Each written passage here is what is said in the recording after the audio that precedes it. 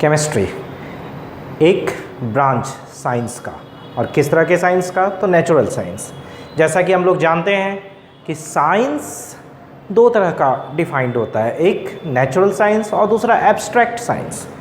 तो केमिस्ट्री एक ब्रांच हो गया नेचुरल साइंस का, डैट मीन्स ये एक नेचुरल साइंस है।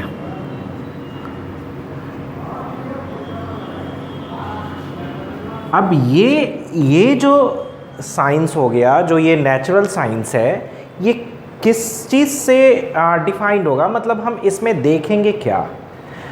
तो अगर हम बात करेंगे केमिस्ट्री की, तो इसमें हम लोग सबसे पहले तो सब्सटेंस के स्ट्रक्चर, उनका स्टेट्स, और जब सब्सटेंस को आपस में मिक्स करते हैं तो उस मिक्सिंग के बाद उस सब्सटेंस में किस तरह से बदलाव आता है, किस तरह से चेंज आता है,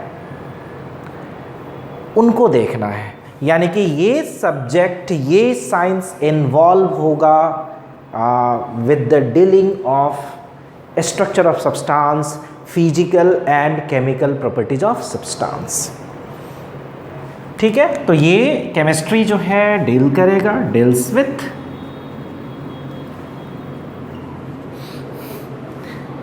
structure of substance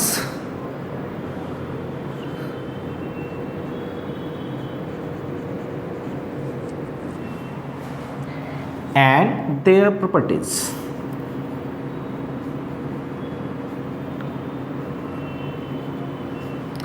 अब प्रॉपर्टीज में हम लोग दोनों प्रॉपर्टीज देखेंगे, फिजिकल एंड केमिकल प्रॉपर्टीज।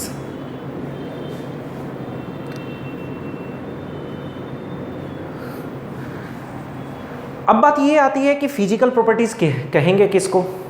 तो फिजिकल प्रॉपर्टीज़ में यहाँ डिफाइंड हो गया सब्सटेंस का फिजिकल स्टेट्स, उनका मेल्टिंग पॉइंट, उनका बॉइलिंग पॉइंट, उनका कलर, उनका टेस्ट, उनका ऑर्डर। ठीक है, तो ये सभी फिजिकल प्रॉपर्टीज़ में आ जाती है। अब केमिकल प्रॉपर्टीज़ को हम कैसे रिलेट करेंगे? तो केमिकल प्रॉपर्टीज़ इस बात पे रिलेट होगा कि अगर हम कोई दो सब्सटेंस को आपस में मिक्स करते हैं, एक सब्सटेंस को इंटरैक्ट कराते हैं दूसरे सब्सटेंस के साथ, तो वो किस तरह से चेंज उसमें देखते हैं, वो किस तरह से अपने आप में चेंज लाता है, ठीक है, या उनके जो इंटरैक्शंस है उससे किस तरह का प्रोडक्ट बनता है, वो केमिकल प्रॉपर्टी से रिलेटेड होता है। तो केमिस्ट्री इन दोनों की बात करेगा, यानी कि सब्सटेंस के पूरे नेचर की बात करेगा ये। ठीक है, तो ये नेचुरल साइंस की बात हो जाती है। अब नेक्स्ट थिंग ये है कि क्या हम इसमें कोई पर्टिकुलर पार्टिकल की बात करते हैं? तो हाँ, करते हैं। तो केमिस्ट्री में इन्वॉल्व होगा इन सब चीज़ों को डिफाइन करने के लिए, structure of substance, physical property, chemical property, इन सब चीज़ों को बताने के लिए, समझाने के लिए इसमें इन्वॉल्व होगा एटम्स, मॉलिक्यूल्स, आयंस, और बहुत हद तक सब एटॉमिक पार्टिकल्स, उसमें इलेक्ट्रॉन्स की बात होगी। ठीक है, तो ये इन्वॉल्व करेगा, यानी कि इट इन्वॉल्व्स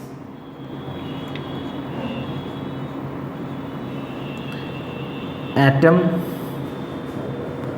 मॉलिक्यूल्स, आयंस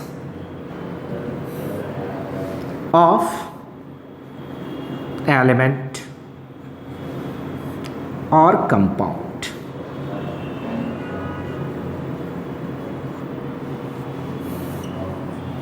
ठीक है, तो हमें देखना है कोई अगर एलिमेंट है तो उसका स्ट्रक्चर क्या है, कोई एलिमेंट है तो उसका फिजिकल प्रॉपर्टी क्या है। सेम मैनर में अगर कोई कंपाउंड है तो उसका स्ट्रक्चर क्या है, उसकी फिजिकल और केमिकल प्रॉपर्टीज़ क्या है। ठीक है, तो आपको अब शुरुआत कर देना है किससे? एलिमेंट से। यानी कि अगर आपसे ये पूछा जाए कि व्हाट इज़ एलिमेंट, एलिमेंट होता क्या है, तो element that is pure form of substance. ये सब्सटेंस का एक प्योर फॉर्म है जिसमें एक ही तरह के एटम्स रहते हैं। अब एक तरह के एटम्स का मीनिंग क्या है कि वो एटम्स का एटॉमिक नंबर सेम होगा। यानी कि एलिमेंट इसमें होगा कंसिस्ट ऑफ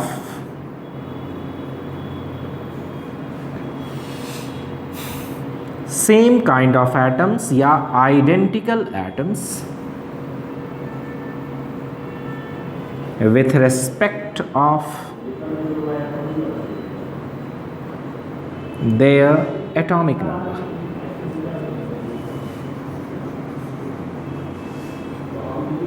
अब एटॉमिक नंबर को हम लोग एक सिंबल Z दे देंगे और ये किसी भी एटम का एक पैरामीटर होता है, यानी कि अगर हम एटम लेते हैं तो उसका एटॉमिक नंबर ज़रूर होगा और एक पर्टिकुलर एटम, एक पर्टिकुलर एलिमेंट का एटम जो होगा उसका एटॉमिक नंबर फिक्स्ड होगा।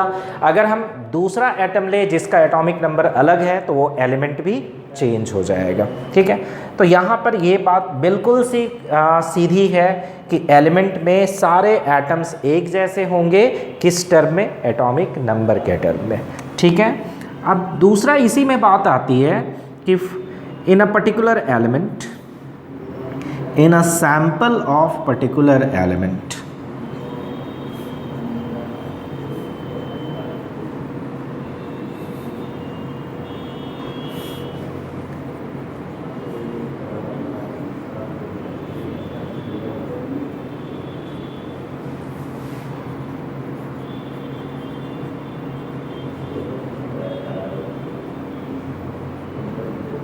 तो यहाँ पे जैसे हमने लिखा कि अगर एक खास एलिमेंट का सैंपल हम लेते हैं तो एटम्स उनके अलग अलग हो सकते हैं in terms of their mass number.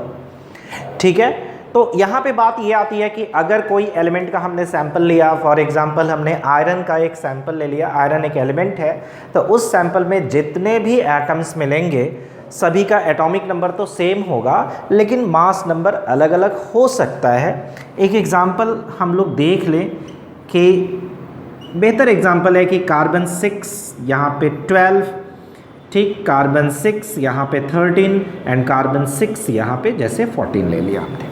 ठीक है, तो ये तीनों एक ही एलिमेंट है। These 3 atoms belong to same element क्योंकि उनका एटॉमिक नंबर जो है वो सेम है लेकिन मास नंबर अलग अलग है। तो ये तीनों जो है atoms are isotopes of carbon. ये जो एटम्स हैं वो आइसोटोप कहे जाएंगे, आइसोटोप ऑफ कार्बन। और कार्बन एक एलिमेंट हो गया, यानी कि यहाँ पर एक बात ख्याल रखनी है कि एलिमेंट वैसा प्योर फॉर्म है सब्सटेंस का जो एक ही तरह के एटम से मिलकर बना होता है। और एक ही तरह के एटम्स का मतलब उन सारे एटम्स का एटॉमिक नंबर सेम होता है, लेकिन ये अलग हो सकता है कि उनका मास नंबर डिफरेंट हो। और अगर कोई एटम्स ले रहे हैं जिनका एटॉमिक नंबर सेम है बट मास नंबर डिफरेंट है तो उनको आइसोटोप्स बोलते हैं।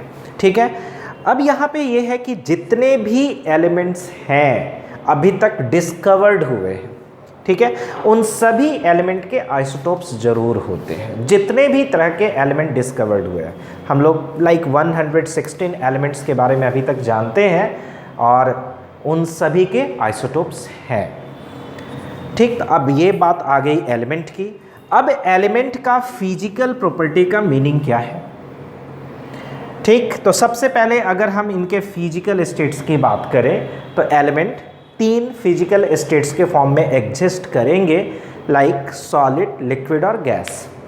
तो बहुत सारे एलिमेंट रूम टेम्परेचर पे यानी कि नॉर्मल कंडीशन पे सॉलिड स्टेट में एग्जिस्ट करते हैं। बेटर एग्जांपल है कि तुम मेटल ले लो, कोई भी मेटल ले लो, मरकरी को छोड़कर, तो वो सारे मेटल्स किस फॉर्म में एग्जिस्ट करते हैं? तो सॉलिड फॉर्म में करते हैं। ठीक है, बहुत सारे ऐसे एलिमेंट्स हैं जो रूम टेम्परेचर पे गैसियस स्टेट में एग्जिस्ट करते हैं। ठीक, अब उस एलिमेंट की बात करें तो लाइक हाइड्रोजन, ऑक्सीजन, नाइट्रोजन, ये सभी एलिमेंट हैं जो गैसियस स्टेट के फॉर्म में दिखते हैं। बहुत सारे ऐसे भी एलिमेंट हैं जो लिक्विड स्टेट की बात करेंगे तो मरकरी लिक्विड स्टेट में हमारे पास दिखता है। ठीक, ब्रोमीन लिक्विड स्टेट में हमारे पास दिखता है। तो ये एलिमेंट का फिजिकल स्टेट हमको देखना है। ठीक है, और वो भी केमिस्ट्री के अंदर में ही आता है।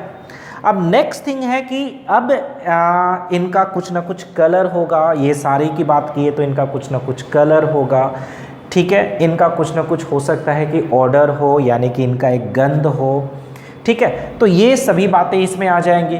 नेक्स्ट थिंग है इनका केमिकल प्रॉपर्टीज़।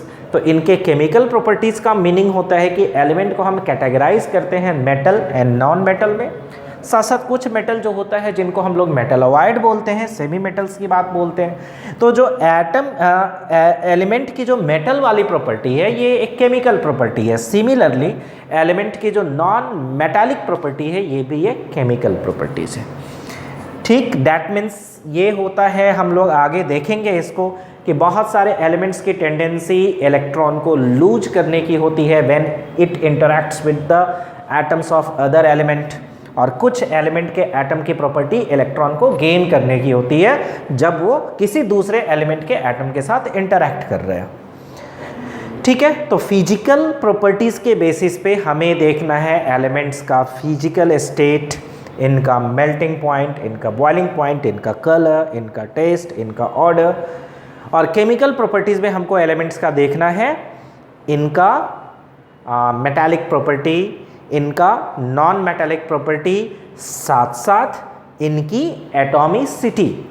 इनकी एटॉमिसिटी का मतलब एलिमेंट जिस फॉर्म में एग्जिस्ट किया, जिस भी फॉर्म में, लाइक एटम, मॉलिक्यूल, उस कंडीशन में, उस एक यूनिट पार्टिकल में, उस एक यूनिट फॉर्म में कितने एटम्स आपस में बॉन्डेड हैं।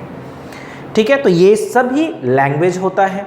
अब इस एलिमेंट्स को आगे देख लें, ठीक, एलिमेंट से आगे चल जाए तो एलिमेंट्स आपस में रिएक्ट करके, आपस में कंबाइंड करके बनाते हैं कंपाउंड। करेक्ट, तो एलिमेंट के बाद हम आते हैं कंपाउंड की बात। अब कंपाउंड कहते किसको हैं, तो एकदम पहचानने का बिल्कुल आसान सा तरीका है कि कंपाउंड भी एक प्योर फॉर्म है सब्सटेंस का, लेकिन उसमें एक से ज़्यादा एटम्स बॉन्डेड दिखते हैं। यानी कि कंपाउंड में होगा, कंपाउंड, कोई भी कंपाउंड कंसिस्ट ऑफ एटम्स और आयंस, एटम्स और ions of more than one element, more than one element. ठीक है, लेकिन ये जो कंपाउंड की बात करेंगे तो एक पर्टिकुलर कंपाउंड के लिए जो एटम्स या आयंस जो एलिमेंट्स के होंगे वो कुछ खास रेशियो में होंगे। तो हम यहां लिखते हैं कि इन डेफिनिट प्रोपोर्शन,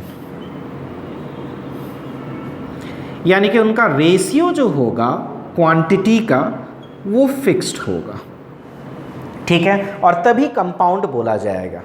ठीक, अब जैसे कंपाउंड को हम किस किस मैनर में अलग बोल सकते हैं, लाइक ये एक एलिमेंट है, ये भी एक एलिमेंट है, और ये दोनों एलिमेंट ने मिलकर बनाया एक कंपाउंड CO2। तो इस कंपाउंड को तो हम क्लियरली देखकर पहचान सकते हैं कि इसमें एलिमेंट्स दो तरह के दिख रहे हैं, एक कार्बन और दूसरा ऑक्सीजन। अब जैसे ही ये कंपाउंड बन गया तो इस कंपाउंड की फिजिकल प्रॉपर्टी इन दोनों एलिमेंट से अलग है, इस कंपाउंड की केमिकल प्रॉपर्टीज भी इन दोनों से अलग है। फिजिकल प्रॉपर्टी अलग हो या ना हो, कंपाउंड की केमिकल प्रॉपर्टीज बिल्कुल उनके कॉन्स्टिट्यूएंट एलिमेंट से अलग होगा। एग्जाम्पल में कार्बन, कार्बन जो है वो एक ऐसा एलिमेंट है जो जिसका कंबसन होता है, जो जल सकता है, जो जलता है। ऑक्सीजन जो होता है इट सपोर्ट्स कंबसन, यानी कि जलाने में मदद करता है। लेकिन कार्बन डाइऑक्साइड जो होता है ये अब न जलेगा न जलाएगा, ये कंबसन को रोक देता है, यानी कि ये एक fire extinguisher substance, fire extinguisher के लिए एक सब्सटेंस के तौर पे यूज किया जाता है। ठीक है, तो इस तरह से हम देख पा रहे हैं कि CO2 का जो प्रॉपर्टीज है वो कार्बन और ऑक्सीजन से बिल्कुल अलग हो जाता है। ठीक, साथ साथ हम लोग ये बोलते हैं कि अगर ये कंपाउंड बना CO2 तो इसमें कार्बन और ऑक्सीजन का एक डेफिनिट प्रोपोर्शन होगा, यानी कि CO2 के बनने के लिए ज़रूरी है कि वो डेफिनिट प्रोपोर्शन में हो।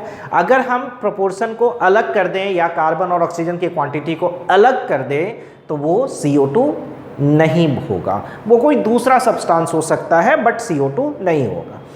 ठीक है, तो ये कंपाउंड हो गया।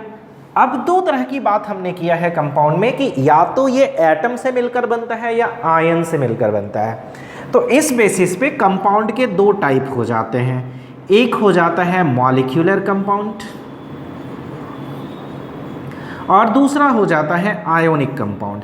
तो मॉलिक्यूलर कंपाउंड में एटम्स होते हैं, ये consist of atoms of element which are bonded together, bonded through chemical bond or covalent bond। यानी कि मॉलिक्यूलर कंपाउंड में आपको एटम्स देखने हैं और उन एटम के बीच में कौन सा बॉन्ड होगा, कोवैलेंट बॉन्ड होगा। ठीक है, आगे जाकर आप लोग देखेंगे कि इस मॉलिक्यूलर कंपाउंड का हमें स्ट्रक्चर निकालना पड़ता है। ठीक है, एक खास शेप होता है किसी भी मॉलिक्यूलर कंपाउंड का और वो शेप आपको डिटरमाइन करना पड़ेगा। जैसे हमने डेफिनेशन में शुरुआत में ही लिखा था कि केमिस्ट्री इन्वॉल्व होता है सब्सटेंस के स्ट्रक्चर के लिए। केमिस्ट्री इन्वॉल्व होगा जब आपको किसी सब्सटेंस के स्ट्रक्चर को डिटरमाइन करना हो। ठीक, दूसरा हमें लेना है आयोनिक कंपाउंड। तो आयोनिक कंपाउंड में क्या होगा, तो इसमें आयंस होंगे, consists of ions of elements. ठीक है, विच आर बॉन्डेड थ्रू, अब जाहिर सी बात है आयंस है तो यहाँ पे हम बोलेंगे आयोनिक बॉन्ड होगा, जो एक तरह से अपोजिट चार्ज अट्रैक्शन की वजह से होगा। ठीक है, आगे जाकर आप लोग देखोगे कि ये आयोनिक कंपाउंड मॉलिक्यूलर कंपाउंड से बहुत अलग हो जाता है। बहुत सारा फिजिकल प्रॉपर्टी में हम चेंज देख लेंगे कि मॉलिक्यूलर कंपाउंड में क्योंकि आयंस नहीं है इसलिए ये इलेक्ट्रिसिटी को कंडक्ट नहीं करेगा। आयोनिक कंपाउंड में आयंस हैं, तो अगर इनके आयंस को फ्री कर दिया जाए तो ये इलेक्ट्रिसिटी को कंडक्ट करेगा। और आयंस को फ्री कैसे किया जाएगा, तो आयोनिक कंपाउंड को अगर हम वाटर में डाल दें तो वाटर में घुल जाता है और घुलने का मतलब ये आयोनाइज्ड हो जाता है और आयोनाइज्ड होने का मतलब इनके आयंस घूमने के लिए फ्री हो जाते हैं। उनको हम कहते हैं कि आयंस मोबाइल हो गए और जैसे ही आयंस मोबाइल हो जाएंगे ये इलेक्ट्रिसिटी को कंडक्ट करना शुरू करेगा। और ऐसा सॉल्यूशन जो इलेक्ट्रिसिटी को कंडक्ट करता है उसको हम लोग इलेक्ट्रोलाइटिक सॉल्यूशन कहते हैं। और इस तरह से आयोनिक कंपाउंड एक इलेक्ट्रोलाइट जैसा बिहेव करता है। ठीक, तो ये बात आ गई। फिर आप लोग ये देखोगे कि कंपाउंड का कुछ खास फॉर्मूला होता है। जैसे आपने देखा कि एलिमेंट का सिंबल होता है, एलिमेंट के मॉलिक्यूल का कुछ फॉर्मूला होता है, उसी तरह से कंपाउंड का भी फॉर्मूला होता है। जो कंपाउंड मॉलिक्यूलर है उसका फॉर्मूला मॉलिक्यूलर फॉर्मूला होगा और जो कंपाउंड आयोनिक है उसका फॉर्मूला एम्पिरिकल फॉर्मूला होगा। ठीक है, तो इस तरह से मॉलिक्यूलर और आयोनिक कंपाउंड की बात कर लेते हैं। नेक्स्ट थिंग ये हो जाता है कि जब हम कोई एलिमेंट लें या कंपाउंड लें तो उसमें एक यूनिट से जब किसी एलिमेंट या कंपाउंड को हम डिफाइन कर रहे हैं तो उसमें कितने एटम्स दिख रहे हैं। ठीक, तो अगर हम बात कर दें एटॉमिसिटी की, तो एटॉमिसिटी जो है वो पूरी तरह से केमिकल प्रॉपर्टीज़ है। तो एटॉमिसिटी ऑफ मॉलिक्यूल्स, मॉलिक्यूल की बात यहाँ पे होती है, atomicity of molecule of element और कंपाउंड। तो हम लोग यहाँ पे ये बात कर लेते हैं कि number of atoms bonded together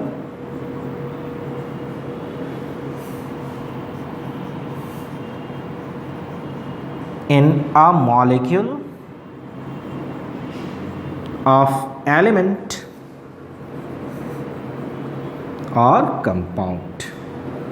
ठीक है, अब आपको ये देख लेना है कि अगर मैंने कोई एलिमेंट ले लिया लाइक हाइड्रोजन, तो ये एक सिंगल मॉलिक्यूल हो गया और इस मॉलिक्यूल्स की एटॉमिसिटी जो होगी वो 2 हो जाएगी, यानी कि हम यहाँ इसे बोलेंगे कि ये डाई एटॉमिक मॉलिक्यूल है। और बहुत बार इस वजह से आप हाइड्रोजन को डाई हाइड्रोजन बोलोगे। सिमिलर वे में डाई ऑक्सीजन हो जाता है, ठीक है। इसी तरह से जैसे हमने कोई कंपाउंड ले लिया CO2, ठीक, तो ये एक कंपाउंड है और इसके सिंगल मॉलिक्यूल में 3 एटम्स हैं, तो ये एक ट्राई एटॉमिक गैस बोलोगे या ट्राई एटॉमिक मॉलिक्यूल बोल दोगे। तो ये एटॉमिसिटी है जो एक मॉलिक्यूल्स में प्रेजेंट नंबर ऑफ एटम्स को डिफाइन करता है। ध्यान आपको रखना है कि आयोनिक कंपाउंड के लिए एटॉमिसिटी डिफाइन नहीं हो सकता है। आयनिक कंपाउंड के लिए एक अलग चीज़ हम लोग आगे पढ़ेंगे जिसको हम लोग कोऑर्डिनेशन नंबर का नाम देंगे। तो आयोनिक कंपाउंड के लिए हम एटॉमिसिटी डिफाइन नहीं करेंगे क्योंकि इसमें एटम्स नहीं होते, ठीक है। और इस तरह से आयोनिक कंपाउंड का हम सिंगल यूनिट बिल्कुल आइसोलेट नहीं कर सकते। मॉलिक्यूलर कंपाउंड एक सिंगल यूनिट यानी कि मॉलिक्यूल्स के फॉर्म में आइसोलेट हो सकता है, बट आयोनिक कंपाउंड नहीं हो सकता। क्यों नहीं हो सकता, इसको हम लोग चैप्टर एनालिसिस में देखेंगे यहाँ पे, ठीक है। तो ये एक बेसिक बात हो गई यहाँ पे कि केमिस्ट्री में हमको करना क्या है। तो सबसे पहले केमिस्ट्री को समझने के लिए आपको सब्सटेंस को देखना होगा। सब्सटेंस को किस फॉर्म में देखना होगा, तो एलिमेंट्स कंपाउंड्स के फॉर्म में देखना होगा। नेक्स्ट थिंग है कि उनके फिजिकल स्टेट को डिफाइन करना होगा।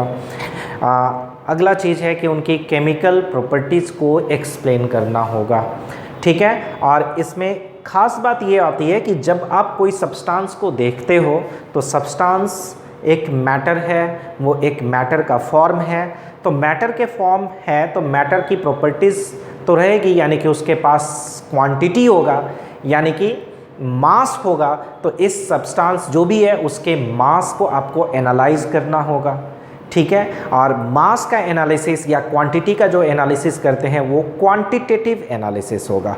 इसके अलावा जब उनको कलर या टेस्ट के बेसिस पे अगर सेपरेट किया जाता है या पहचाना जाता है तो उसको हम लोग क्वालिटेटिव एनालिसिस करते हैं, ठीक है। तो इस तरह का केमिस्ट्री जिसमें हम लोग एनालाइज कर रहे हैं क्वांटिटी को, एनालाइज कर रहे हैं क्वालिटी को, तो उसको हम लोग एनालिटिकल केमिस्ट्री का नाम दे देते हैं, ठीक है। तो एनालिटिकल केमिस्ट्री में आप लोग को सब्सटेंस की क्वांटिटी और उसका कलर, उसका टेस्ट, ये सब पहचानना है। नेक्स्ट थिंग ये होता है कि आपको जो क्योंकि स्ट्रक्चर पहचानना है, तो स्ट्रक्चर पहचानने के लिए आपको एटम्स को जानना होगा और इसलिए हम एटॉमिक स्ट्रक्चर की बात करेंगे। नेक्स्ट, जैसे आपने देखा कि एटम्स आपने पहचान लिया तो एलिमेंट्स आप पहचान जाते हो। तो जितने तरह के एलिमेंट्स हैं तो आप बोल सकते हो उतने तरह के एटम्स भी है, या इसको उल्टे सेंस में देखो कि जितने तरह के एटम्स हैं उतने ही तरह के एलिमेंट्स भी होंगे, ठीक। तो अब ये एलिमेंट्स जितने भी अभी तक डिस्कवर्ड हुए हैं उनको क्लासिफाई करना है, उनको अरेंज करना है, तो वो पीरियोडिक टेबल उसके लिए बनाते हैं। और उसके बेसिस पे जब हम प्रॉपर्टी को एनालाइज करते हैं, प्रॉपर्टी को समझते हैं या एक्सप्लेन करते हैं, तो उनको पीरियोडिक प्रॉपर्टीज़ बोलेंगे यहाँ पे। यानी कि हम लोग एलिमेंट्स का पीरियोडिक क्लासिफिकेशन और फिर पीरियोडिक प्रॉपर्टीज़ पढ़ेंगे। और इतना करने के बाद जब हम एलिमेंट्स को पहचान पाते हैं तो फिर उसमें प्रेजेंट बॉन्ड्स को समझना है, और बॉन्ड्स को समझना है और उसके बेसिस पे आपको स्ट्रक्चर को एक्सप्लेन करना है, जो कि केमिकल बॉन्डिंग का पार्ट हो जाएगा। और इसके बाद आपको मैटर का स्टेट्स देखना है, ठीक। मैटर के स्टेट्स देखने के बाद अगर देखना है कि कोई केमिकल रिएक्शंस हो रहा है तो उसमें एनर्जी इन्वॉल्वमेंट कैसा है, तो उसको हम लोग थर्मोडायनेमिक्स में देखेंगे। नेक्स्ट थिंग है कि कोई रिएक्शंस हुआ वो कितना कंप्लीट हुआ, कितना आगे तक गया, कितना प्रोडक्ट बनाया, तो इसको इक्विलिब्रियम में देखेंगे। फिर एक्वस सॉल्यूशन है, उसका वो एसिड का है, बेस का है या सॉल्ट का है, तो एक्वस सॉल्यूशन, एसिड, बेस या सॉल्ट, इसको एक सेपरेट चैप्टर आयोनिक इक्विलिब्रियम में देखेंगे। तो इस तरह के बहुत सारे चैप्टर्स हैं। और ये जैसे मैंने बोला कि states of matter, thermodynamics, equilibrium, इसके बाद आप लोग पढ़ोगे सॉल्यूशन, काइनेटिक्स, इन सबको हम लोग एक सेपरेट ब्रांच फिजिकल केमिस्ट्री में कैटेगराइज कर लेते हैं। नेक्स्ट थिंग हो जाता है आपका ऑर्गेनिक केमिस्ट्री, जिसमें ऑर्गेनिक कंपाउंड की प्रॉपर्टीज स्टडी करते हैं। इनऑर्गेनिक केमिस्ट्री में हम लोग इनऑर्गेनिक कंपाउंड की प्रॉपर्टीज स्टडी करते हैं। तो इस तरह से केमिस्ट्री को बहुत सारे पार्ट में कैटेगराइज कर दिया जाता है, like analytical chemistry, general chemistry, physical chemistry, organic chemistry, inorganic chemistry. ठीक है, और ये सभी ब्रांच इन्वॉल्व होते हैं जो केमिस्ट्री का बेसिक डेफिनेशन है उसको एक्सप्लेन करने के लिए, लाइक सब्सटेंस का स्ट्रक्चर, सब्सटेंस का आपस में इंटरैक्शंस, ठीक, सब्सटेंस का स्टेट्स। तो ये एक केमिस्ट्री का एक हमको एक प्रीफेस है, ये केमिस्ट्री की शुरुआत है, और आप लोग इससे चैप्टर टू चैप्टर स्टडी करते चले जाते हो। और जो फर्स्ट चैप्टर है वो इसी का लैंग्वेज आपको बताता है, जो कि some basic concepts of chemistry है। इसमें हम लोग केमिस्ट्री का लैंग्वेज सीखते हैं और क्वांटिटेटिव एनालिसिस करते हैं, यानी कि सब्सटेंस की क्वांटिटी का कैलकुलेशंस कैसे करना है ये समझते हैं।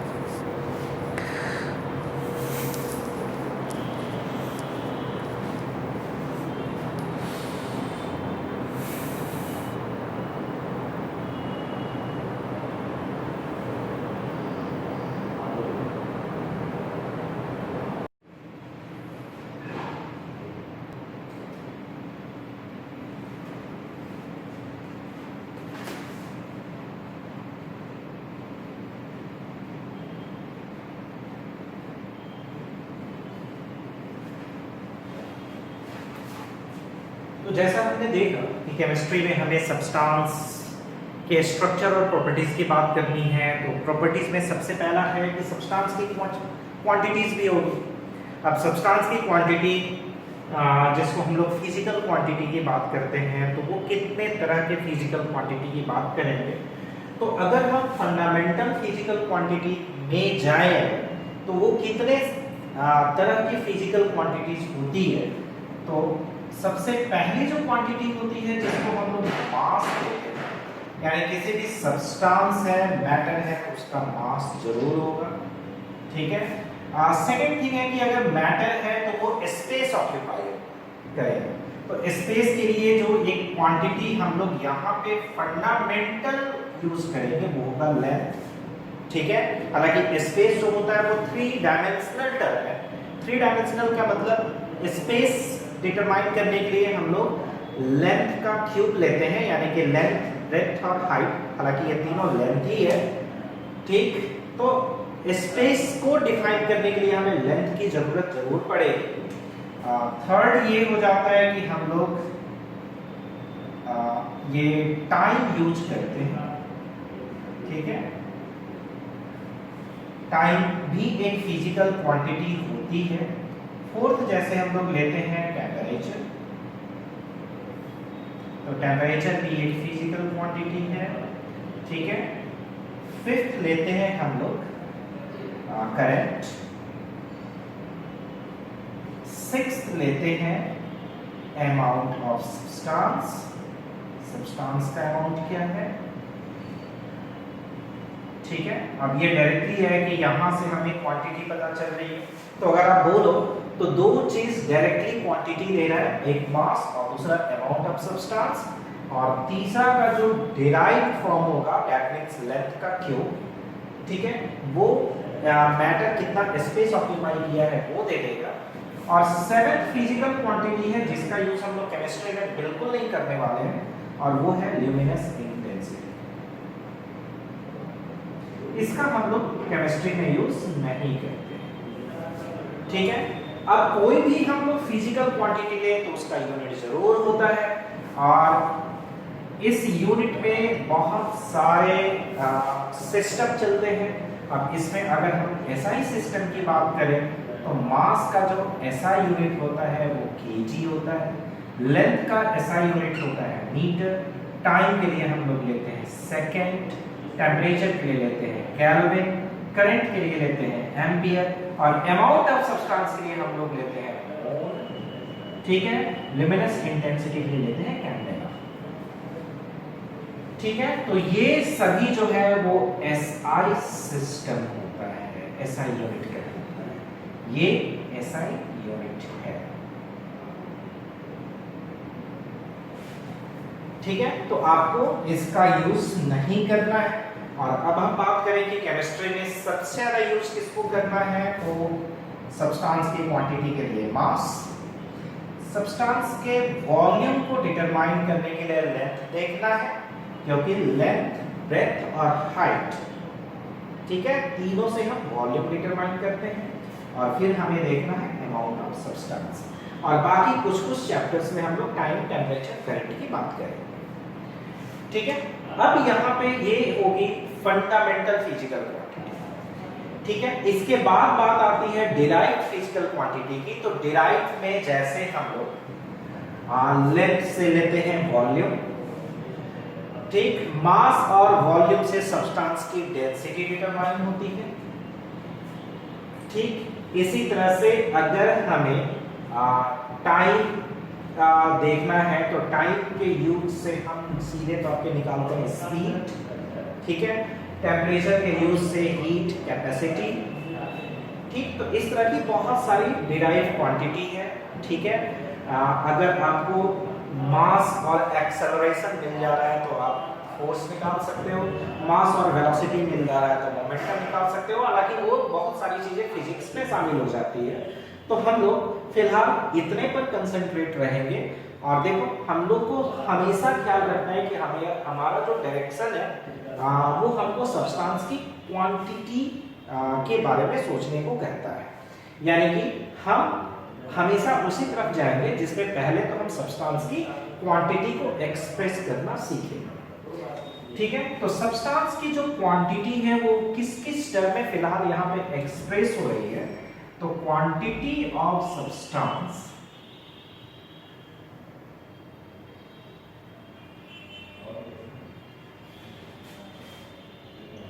Is expressed in terms of, किस किस टर्म्स में एक्सप्रेस हो रहा है, तो पहला तो मास, दूसरा अमाउंट यानी कि मोल, और थर्ड वन है वॉल्यूम। ठीक है, तो वॉल्यूम एक डिराइव्ड फिजिकल क्वांटिटी हो गई एंड मास और मोल जो है वो फंडामेंटल फिजिकल क्वांटिटी हो गई। ठीक है, तो जैसे मास के लिए हम लोग केजी लेते हैं SI यूनिट में, ग्राम लेते हैं CGS यूनिट में,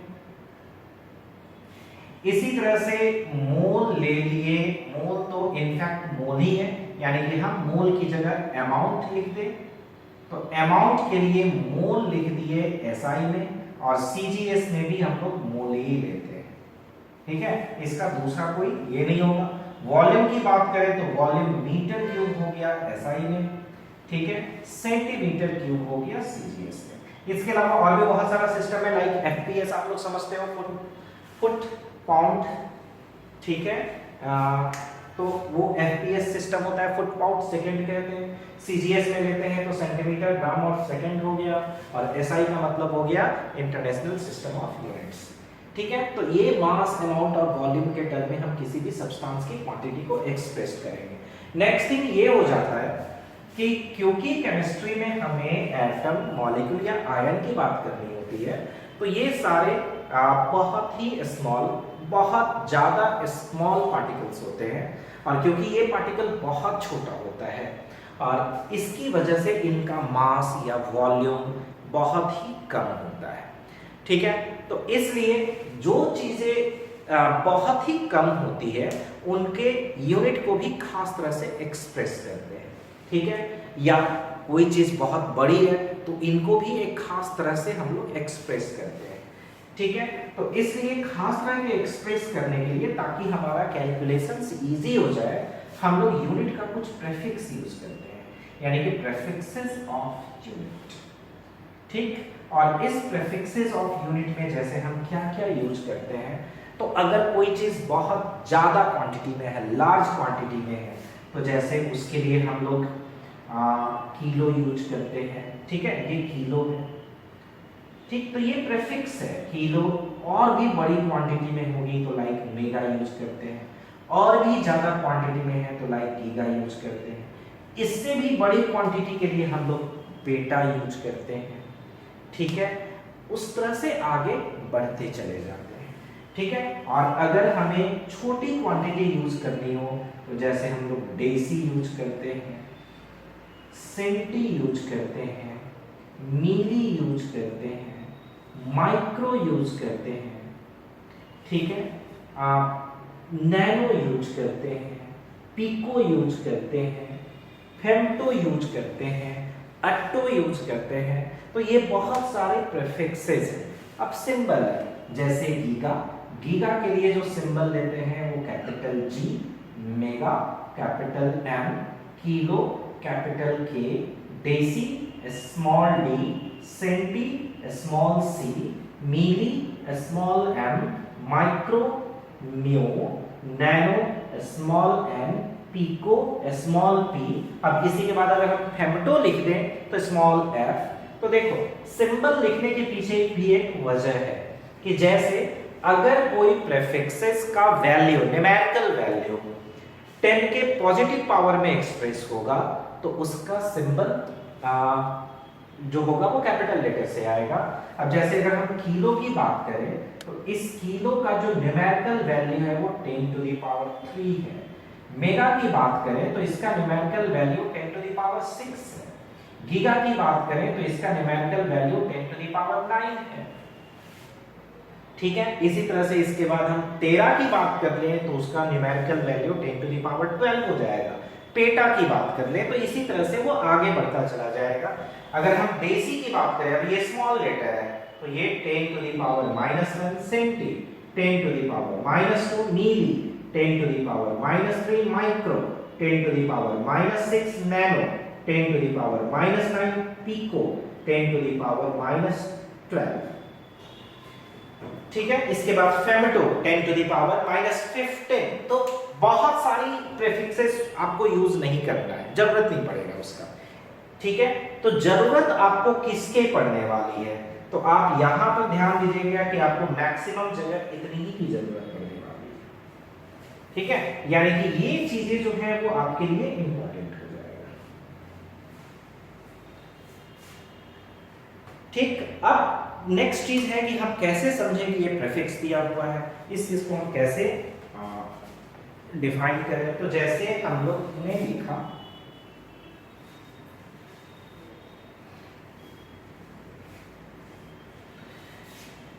कि मास जो है वो फिजिकल क्वांटिटी है और इसका यूनिट ग्राम या किलोग्राम ऐसा होता है। तो जैसे हमने लिया किलोग्राम,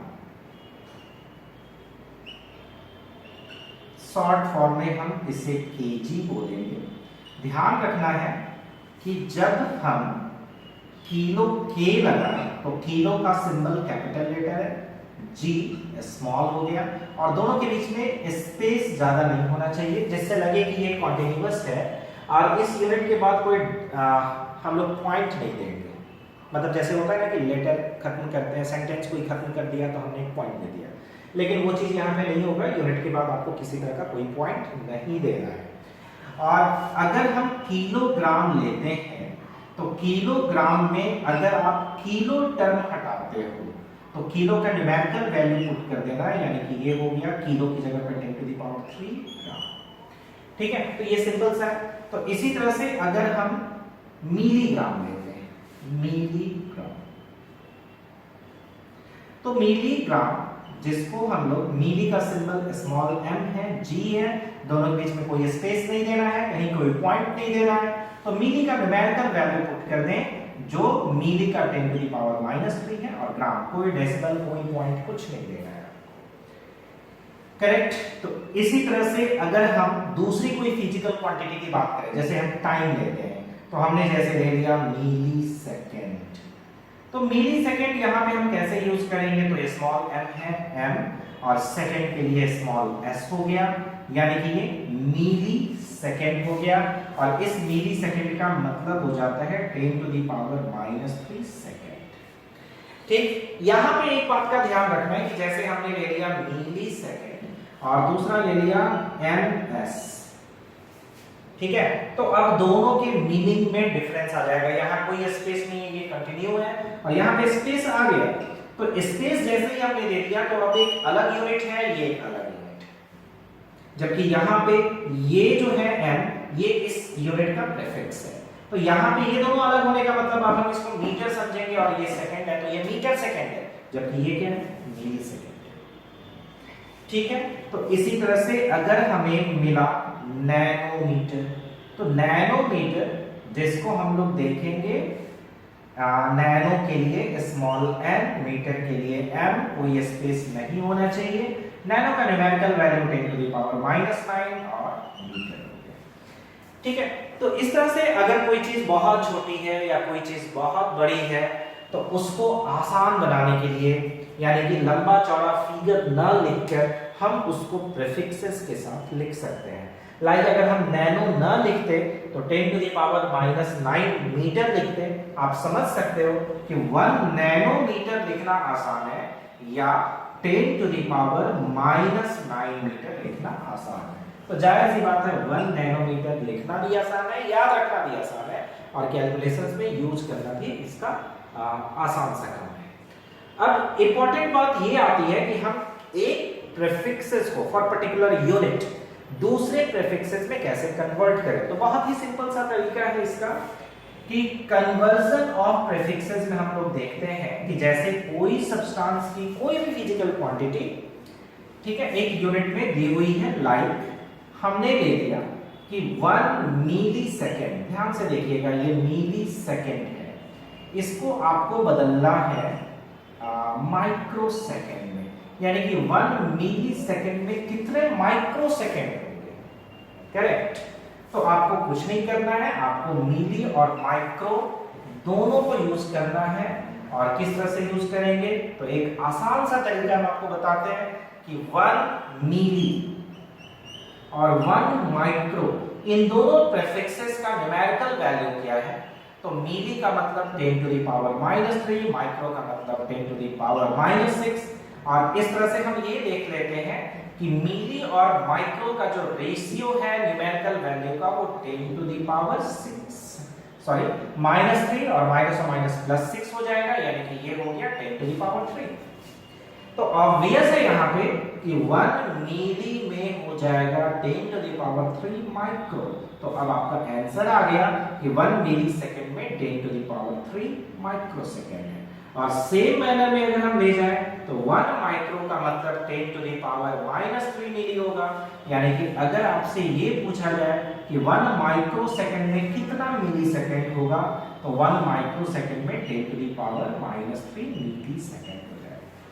ठीक है, तो इस तरह से जब हम रेशियो के फॉर्म में देखते हैं तो एक फॉर्म का दूसरे फॉर्म में कन्वर्जन बहुत ही सिंपल सा हो जाता है।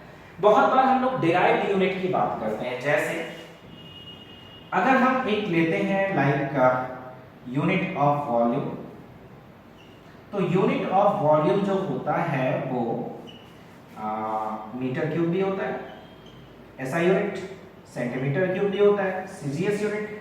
तो अगर आपको ये पता करना हो कि 1 मीटर क्यूब में कितने सेंटीमीटर क्यूब है, ठीक है, तो 1 मीटर क्यूब का मीनिंग आप समझिए कि 1 metre into 1 metre into 1 metre हो गया। और अब आपको इसको बदलना है सेंटीमीटर क्यूब में, करेक्ट। तो अब आपको सीधे तौर पे सेंटीमीटर का न्यूमेरिकल वैल्यू देखना है, यानी कि 1 मीटर तो 1 ही हो गया और 1 मीटर और सेंटीमीटर, सेंटी का वैल्यू कितना होना है, तो 10 टू द पावर -2 होना है। तो अगर हम 1 मीटर और 1 सेंटीमीटर की बात करें तो ये कितना हो जाएगा, तो मीटर के लिए यूनिट 1 और सेंटी के लिए ये 10 टू द पावर -2 वैल्यू हो गया, यानी कि सेंटी हम ले लेते हैं 10 टू द पावर -2 के फॉर्म में। ठीक है, तो इस तरह से आप रिलेट अगर करेंगे तो ये आ जाएगा 1 मीटर का मतलब 10 टू द पावर 2, ठीक, centimetre into 10 to the power 2 centimetre into 10 to the power 2 centimetre.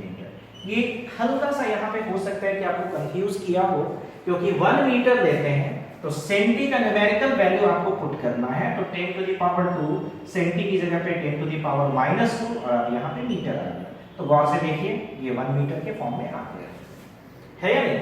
तो अब इस तरह से हमारे पास आ गया 1 metre cube is equal to 10 to the power how much, 10 to the power 2 into 10 to the power 2 into 10 to the power 2, ये कितना हो जाएगा, तो 10 to the power 6, correct, 10 to the power 6 centimetre cube. ठीक है, तो इस तरह से ये सब वैल्यू आ जाता है यहाँ पे, ये बहुत ही आसान सा चीज है। ठीक है, इतना काम तो पता है आपको कि 10 टू द पावर 2, क्योंकि 10 to the power 2 into 10 to the power 2 into 10 to the power 2, base अगर सेम है तो एक्सपोनेंट ऐड हो जाता है, ये 10 टू द पावर 6 होता है। ठीक, तो ये काम हम लोग लेते हैं, इस तरह से हम लोग कोई भी डिराइव्ड यूनिट यूज करते हैं, यानी कि 1 मीटर क्यूब का मतलब 10 to the power 6 centimetre cube. Same manner में अगर आपको 1 सेंटीमीटर क्यूब को मीटर क्यूब में बदलना हो तो 10 to the power -6 metre cube हो जाएगा। ठीक है, तो इस तरह से हम लोग यूनिट के कन्वर्जन का काम कर रहे होते हैं।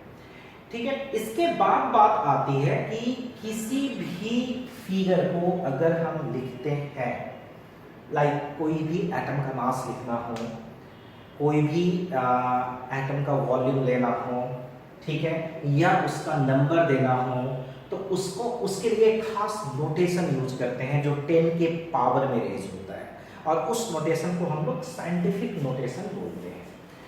ठीक है, तो नेक्स्ट थिंग है कि वो हम लोग किसी चीज को साइंटिफिक नोटेशन को कैसे समझें, तो हम लोग लिखते हैं यहाँ पे साइंटिफिक नोटेशन।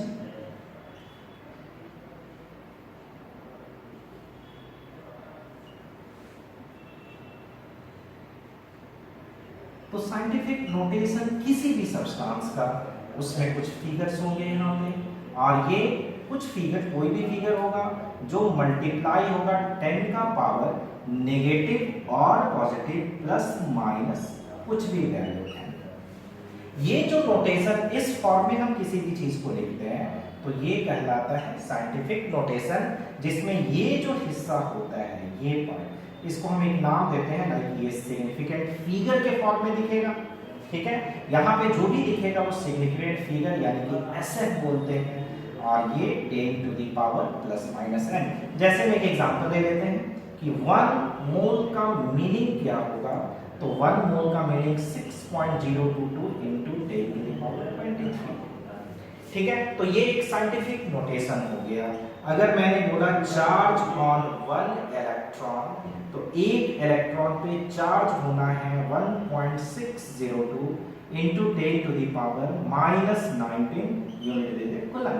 तो ये एक साइंटिफिक नोटेशन हो गया, यानी कि कोई भी क्वांटिटी अगर इस फॉर्म में लिखी जाए तो उस नोटेशन को हम लोग साइंटिफिक नोटेशन कहते हैं। और अब ये जो टर्म होता है इसको हम लोग सिग्निफिकेंट फिगर्स का नाम देते हैं। ठीक है, इसके बाद नेक्स्ट थिंग है कि आप लोग सिग्निफिकेंट फिगर को देखिए वो क्या होता है। तो सिग्निफिकेंट फिगर में हम लोग बात करते हैं कि कैसे उस फिगर्स को काउंट करें। ठीक है, तो इसमें दो तरह के नंबर्स होते हैं, एक काउंटिंग नंबर और दूसरा जीरो। यानी कि सिग्निफिकेंट फिगर में जीरो के साथ साथ काउंटिंग नंबर्स भी होते हैं। अब उनको काउंट कैसे करना है, तो अगर हम सिग्निफिकेंट फिगर्स देखें, यानी कि हमें देखना है सिग्निफिकेंट फिगर्स, तो सिग्निफिकेंट फिगर्स में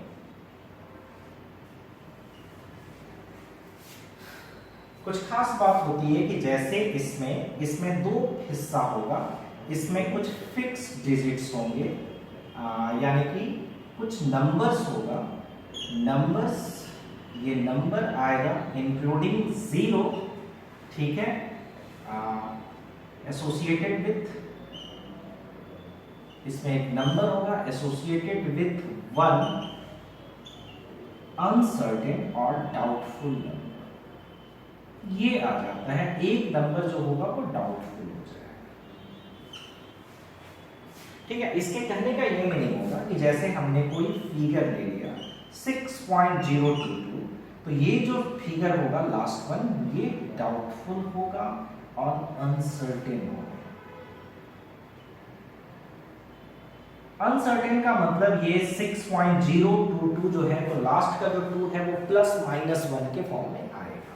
तो ये जो हो गया वो पूरा सिग्निफिकेंट फिगर हो गया। तो जितने भी सिग्निफिकेंट फिगर्स को हम रखेंगे, उसमें लास्ट वन जो होगा वो डाउटफुल या अनसर्टेन हो जाएगा।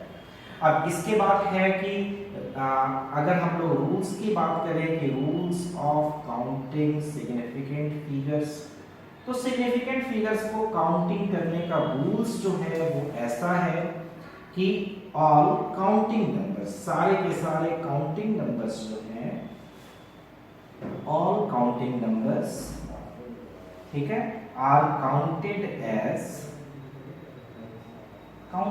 As significant figures. For example हमने 1 2 2 ले लिया तो SF यहाँ पे 3 हो गया। 1 2 4.1 ले लिया तो SF यहाँ पे 4 हो गया। मतलब डेसिमल हम लगाए या न लगाए वो सिग्निफिकेंट फिगर में काउंट हो जाएगा। ये रूल 1 है। सेकेंड वन है कि अगर if 0 is placed between counting numbers, अगर हम 0 को काउंटिंग नंबर के बीच में प्लेस्ड करें, ठीक है, तो यहां पे it is counted as SF, ठीक है। मीनिंग ये होता है कि अगर हमने 1 0 0 1 ले लिया तो यहाँ पे SF जो होगा वो 4 हो गया। बिल्कुल सिंपल सा है। ध्यान रखना है कि 0 कहाँ रखना है, तो काउंटिंग नंबर्स के बीच में रखना है, तो वो SF में काउंट हो जाएगा। सिंपल सा चीज है। नेक्स्ट थिंग ये है, अगर हम नेक्स्ट रूल पे आ जाए, ये फर्स्ट है, ये सेकंड हो गया, और इस साइड में हम ले लेते हैं third.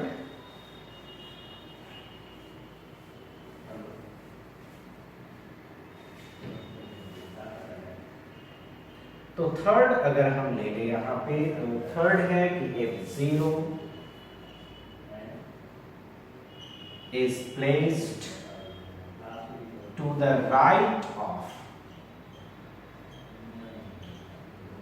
counting numbers,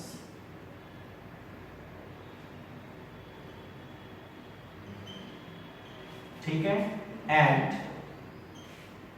decimal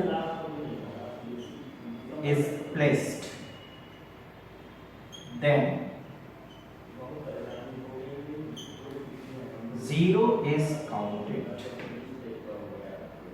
as significant figures। कहने का मतलब अगर मैंने ले लिया 100, ठीक है, और यहाँ पे एक डेसिमल लगा दिया तो ये 3SF होगा। लेकिन अब ध्यान दीजिएगा कि 100 लिया और यहाँ पे डेसिमल नहीं है, तो ये अब आ जाएगा 1SF। इसी तरह से अगर हम 10.00 ले लें तो ये 4SF, ठीक है, एकदम सीधी सी बात है। और फोर्थ वन ले लेते हैं कि if 0 is placed to the left of counting numbers,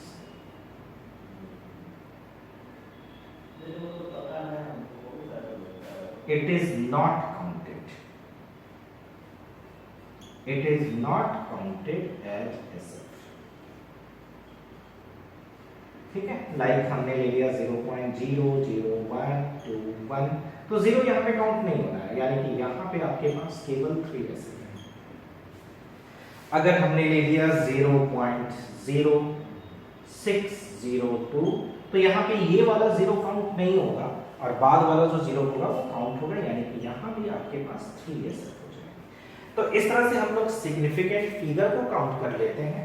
अब फिर से अगर मैं लिख दूं यहाँ पे कि 1 मोल है, तो 1 मोल के लिए जो न्यूमेरिकल वैल्यू है वो 6.022 × 10⁻³ है।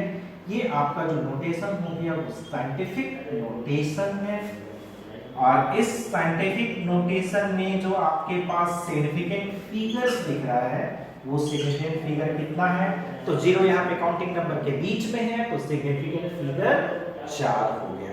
यहाँ पे 4 सिग्निफिकेंट फिगर्स हो गए, ठीक। अब ये जो भी चीजें हैं, ये जो भी फिगर्स हम ला रहे हैं, जो भी न्यूमेरिकल वैल्यू ला रहे हैं, इसका यूज करना है for quantitative analysis of substance, यानी कि सब्सटेंस की क्वांटिटी को डिटरमाइन करने में, कैलकुलेट करने में, ठीक है। और अब यहां से आपका मोर कॉन्सेप्ट जो होगा वो इसके बाद से हम लोग स्टार्ट करेंगे। Welcome to Maxima concepts.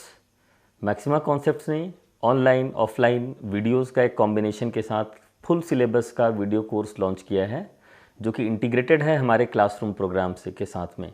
इसके अंदर आपको क्लास 11, 12 और पास आउट ये तीनों क्लास के लिए हम लोग का कोर्स है, जिसके अंदर सीबीएसई बोर्ड का पूरा कवरेज है, IIT JEE mains and advance का कवरेज है, नीट और एम्स के एग्जामिनेशंस का कवरेज है।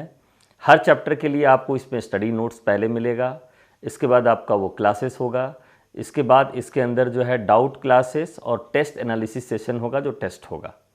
ये पूरा कोर्स पर सब्जेक्ट 400 आवर्स का है, 11, 12 एंड आईआईटी जेईई का मिला करके।